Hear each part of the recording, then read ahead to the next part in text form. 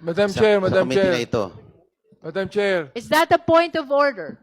yes, not really the point of order. I just would like to find out if he is a she or a he because you have been mentioning her. Point of order, Madam Chair. Let's allow Congressman Marcoleta to proceed. All right. Honorable Marcoleta is recognized. You may proceed.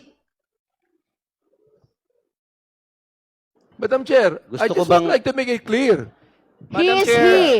He The- is the he. point I of stand order is not corrected. in order, Madam Chair, because I just want to make, because you said twice her. All right. So I I'm would like to addressing find out him. if she is a she or a he. Madam is Chair, he. make a ruling and allow Congressman Marcoleta to proceed.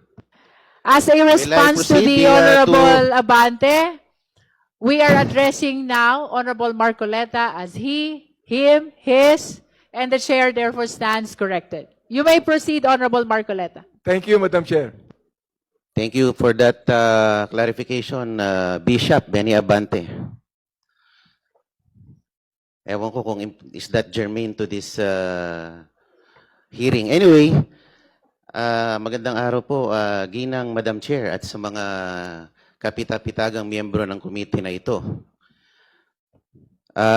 Marahil ay inaasahan nyo na ako po ay magbibigay ng manifestasyon para tutulan ang pagbubukas ng box na yan mula sa BIR.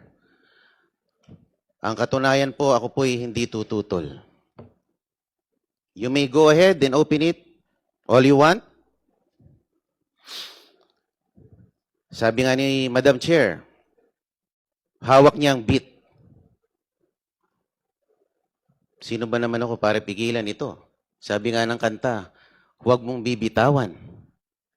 Huwag niyo nang bitawan yung box. So I dare the committee to open the box, but with a caveat, siguraduhin niyo po na hindi kayo nakalalabag sa batas. At sinabi rin po ni Popoy sa pelikula, I deserve an explanation.